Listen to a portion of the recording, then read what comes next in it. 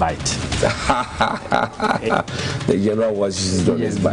Every day. Thank you very much. And it's devoid of insults, but straight to the point, factual and fearless. What he seeks to do is to bring attention to some of the ills or some of the problems that we have. And even though it's often very spicy, I was telling him that he could add some ketchup on the side. Oh, you should add some ketchup. It's too hot for you, eh? Too hot. I don't get surprised when people criticize you.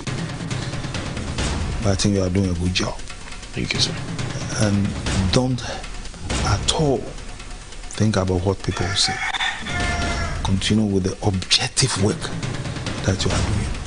And definitely it will help this nation. Because you are not doing it for yourself. But what Ghanaians cannot say is what you are saying.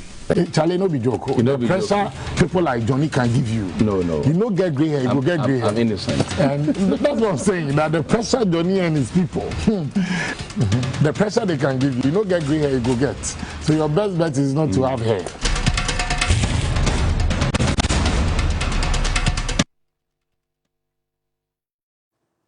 Bismillahirrahmanirrahim. Alhamdulillah Rabbil Alameen. Hasbanallah wa ni'ma wakil. The Lord is my light and my salvation, whom shall I fear? And yea, though I walk through the valley of the shadow of death, I will fear no evil, for you art with me. Thy rod and thy staff, they comfort me. Thou preparest a table before me in the presence of my enemies. You anoint my head with oil, my cup overflows, and surely goodness and mercy shall follow me all the days of my life, and I will dwell in the house of the Lord forever and ever. Amen. Assalamu alaikum. Welcome to Johnny's Bite. This morning, I have a very simple message to the President of the Republic. My simple message to the President of the Republic this morning, after calling on the President for more than a month, and now, as of last week, we were promised, when I repeated that call, that the President speaks to the nation. We were told that the President would speak to the nation before that week ended. It's been 4 days in this week. Exactly a week ago, I asked the President. So I say, please show up, Nana Showboy. Please show up, Nana Showboy. And you see, if you're a showboy and you don't show up, it means there's a problem. And if there's a problem, the people you are leading must be made to understand what the problem is. Because now people have their own sets of narratives. And when you leave that space, people will fill the space with their own narratives. So please show up, Nana Showboy. That's my theme for this morning. And Mr. President, I'm sure that you've heard what's happening in Parliament. Your cabinet minister, your favorite minister perhaps, Ghana's most famous TikToker, Adwoa Safo, still can't be reached even through Parliament. The last time she spoke on an Accra-based media station, she said that you are aware and that if you were not happy, you would have kicked her out. Her ministry is a cabinet meeting. It's a cabinet ministry. 19 boys had been raped or sodomized in Kupi, JHS in the north by their social studies teacher. We have not concluded that matter. Children at the basic school do not have textbooks. We have not concluded that matter. Children at the basic schools can't be fed because we owe the caterers. And in fact, a few days ago, we had somebody from the Ministry of Gender, Children and Social Protection asking the teachers to go, the caterers to still continue to cook for children who are not in school. I don't know if that makes sense. But again, there are children in secondary schools who can't find food to eat. Yet, we cannot reach our minister, who is a cabinet minister, and I can imagine the kind of impact and effort and results we could have gotten if you were present and at your table discussing Thursday on Thursday when you have your cabinet meetings to find solutions to some of these lingering problems. Parliament cannot find her. And Parliament did not take my advice to serve her via TikTok. Because if you tried her office, it didn't work. You tried her email, it didn't work. You made phone calls, it didn't work. You tried to do substituted service, it didn't work. Try TikTok because the woman is on TikTok. Parliament didn't take my advice. Now, Parliament has concluded its work, forgiving two, and could not take a definite decision as a committee on what should be done. The recommendations is there. Mr. President, have you also heard about the labor agitations that's going on? Because it's not enough for you to tell the people that, well, go back for the sake of BEC. The teachers also have families. The nurses also have families. The doctors also have families, Mr. President. This is where they want to hear from you. So, Nana Showboy, please show up. Please show up, Nana Showboy. This morning, we're asking you, and you see, when calls continue to come to you, to speak to your people, and you stay away from your people, it is not a good sign. The understanding is that the vice president will be speaking to us. The vice president was not on the ballot paper, Mr. President. It was you who came to tell us, Mr. President, that Ghana for mun so menhwe. Mabomo baku mbie, mabomo mprenu mbie, me bomo mprensa mbie. You told us. It was not Dr. Baumia. It was not any other minister. So when the people are in pain and the people ask, where is our president? The Israelites, when they were in trouble, they said, where is our God? Where is our God? So the issues keep coming up and people are serving notice that they will go on strike. We don't want this nation to grind to a halt. And we don't want you, Mr. President, to be speaking on the sidelines of an event. We want you, Mr. President, because we know you have hired people at the Jubilee House to be producing such clips. Organize one, fellow Ghanaians. I've come into your homes, like you do it. Organize just one and speak to the nation, Nana. Because the country wants to hear from you. And if you go around the country or send your people around the country, you hear the mood. They say the country is on autopilot. I'm not the one saying it. People say you don't care anymore because all you wanted to become was to become president. And now that you have become president, you don't care anymore. There are people within your party who are suggesting that you are destroying the party beyond the country. And that after you have finished your presidency, you actually don't care anymore. These narratives are not good. This is why we want you to speak, because the children who were promised one bar of chocolate, one mug of a cocoa drink, hot chocolate every morning, they still are waiting for it. Recently, that project was relaunched. After 2017, when we promised them, we are not delivered for 2018, for 2019, for 2020, for 2021. In 2022, we relaunched it. Still, the cocoa no day. School children can't find food to eat. We keep making promises. That's a child rights issue. Mr. President, you are a human rights lawyer, for Christ's sake. So where the kiddies are mature day, Mr. President? Please show your face, Nana Showboy. And in showing your face, I want to take us back to 2017, about 5-6 years ago. A question was asked of you why you had an elephant-sized government. And then you told us that you knew what you were doing and that you knew which men you had selected and which women you had selected as well, and you knew what you wanted to achieve. We are at the IMF today. And you would hear the economists and the finance people telling us that this whole excuse with Russia, Ukraine, and COVID is not entirely close to the truth. There's been a great level of mismanagement. And the scary thing is that when over 80% of your citizenry believe that you are headed the wrong direction, it's important, Mr. President, for you to speak. So, Nana Showboy, Ado Guy, Ado Preman, please show face. Show up, Mr. President. If you're a showboy, showboys show up. Showboys, they show up. And they show working, Mr. President. Daniel, take me back to 2017, 2018 or so, when we asked a question about the elephant-sized government, the president defended the ministers. Play that video for me. We want a situation where political office holders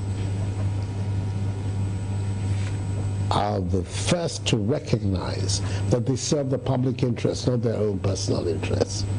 I've said it time and again. Those of my party and adherents my eyes and ears can see what is going to happen, I'm not going to allow that to happen. For instance, as we sit today, in a record time, all the first appointments that I made have all declared their assets. All 36 ministers who are the first lot of appointees that I made have all, as of yesterday, declared and filed their assets with the Auditor General. It is part of a process of reassuring the Ghanaian people that the commitments that we made to protect the public purse, the commitments that we made to ensure that we live with a political system that minimizes corruption, which has really ravaged our country and brought us to this low level of economic decline, that there is going to be a systematic attempt to deal with it. The free HS system is being funded from the budget. A more efficient and intelligent. To be asked about the sustainability. I'm saying, we made a commitment. We said that we will begin 2017-2018 academic year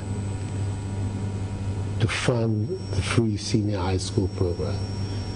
We began from within budget resources, a more efficient use of our resources. We have found the money to sustain the process. This matter is not, and I've kept saying it, I want to repeat it again, it is not a political gimmick. It goes to the heart of our effort to develop our country.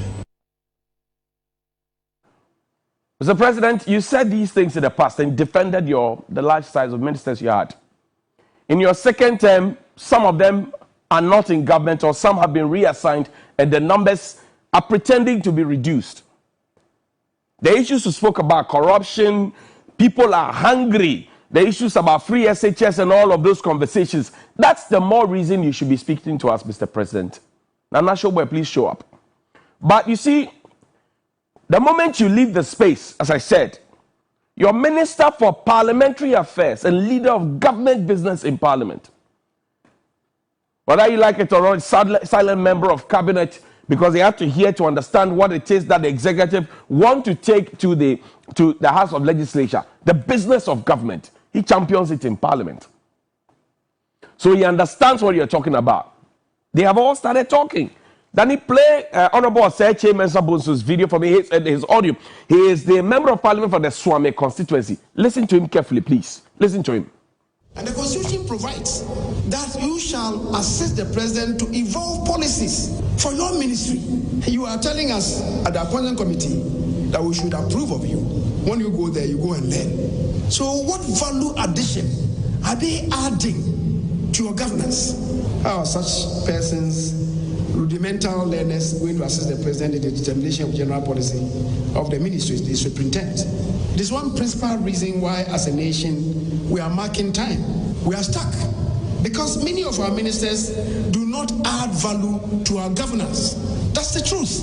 And I'm not here talking about the current MPP administration. I refer to all administrations since 1993. The time has come for us to seriously introspect on this. And hasn't the time come for us to place in the Constitution an upper ceiling on the number of ministers of state that we should have? As I've already stated, cabinet ministers assist the president in the evolution of policies. That is according to Article 76 of the Constitution. If that is the case, as I believe it is, why have such huge number of ministers in the first place? Bosu, you were part of the tall list of ministers in the first administration. When did you realize this? And have you given this advice to the president and he has not taken this advice? You were part of the numbers. You are still part of the numbers, Mr. President, Mr. Minister, my leader. You're part of the. So if you see it as a problem, then you are part of the problem. Say apologies to you. So when did you realize this? When did you realize that some ministers don't bring value to the table? When did you realize this? And you are part of the whole team in Parliament that continues to approve ministers that don't bring anything to the table. You sit at the vetting table, you see them, you hear them. They tell you when I get there, some who couldn't even define what their ministries are about, you still went ahead and approved them.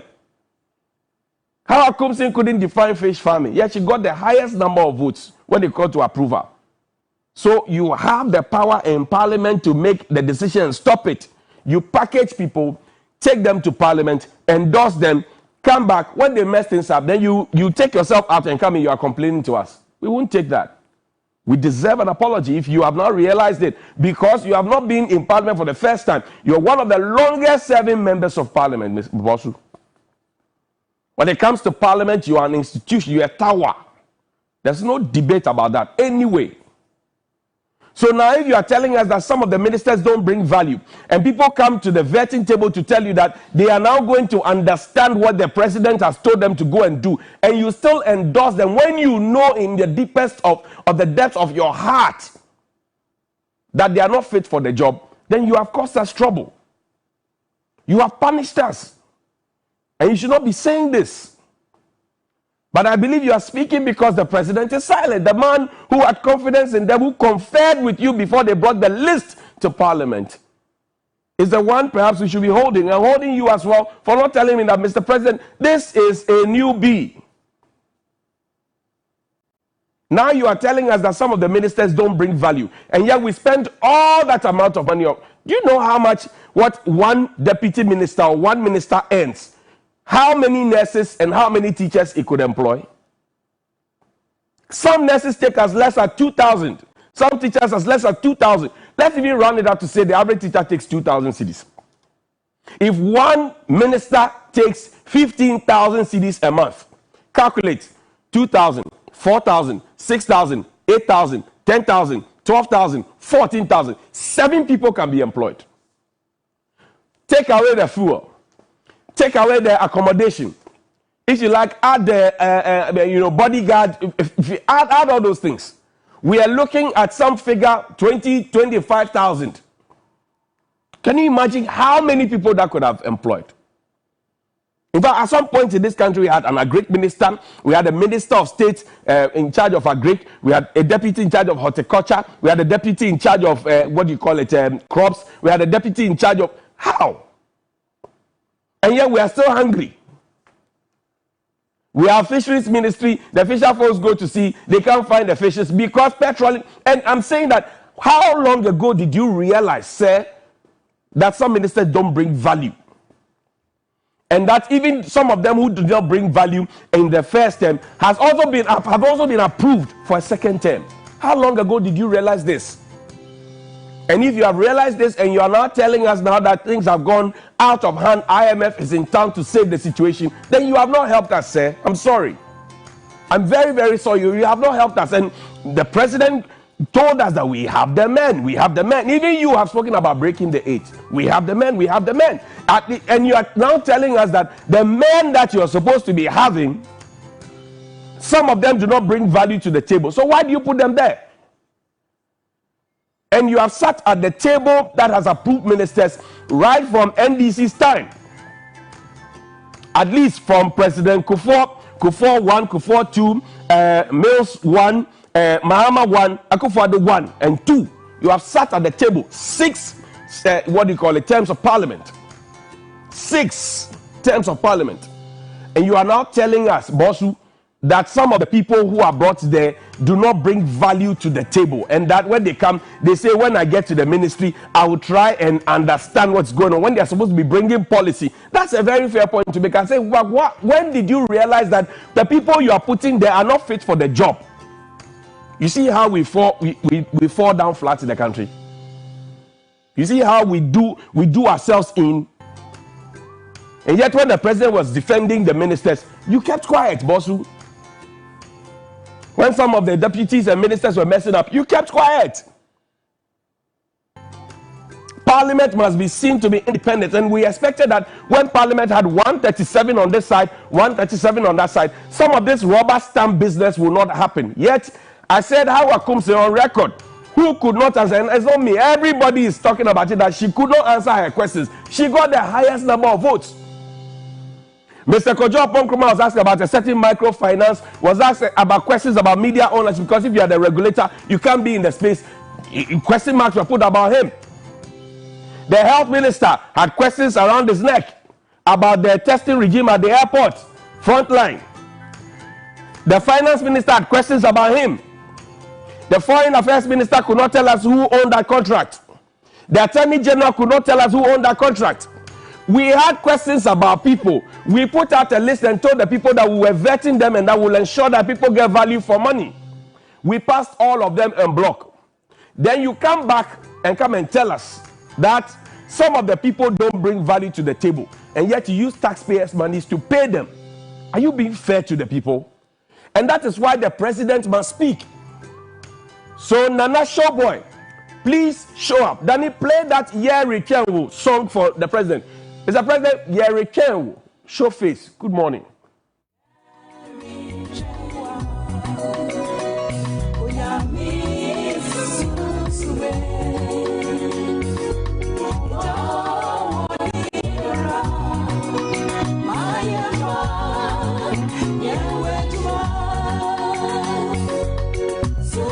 So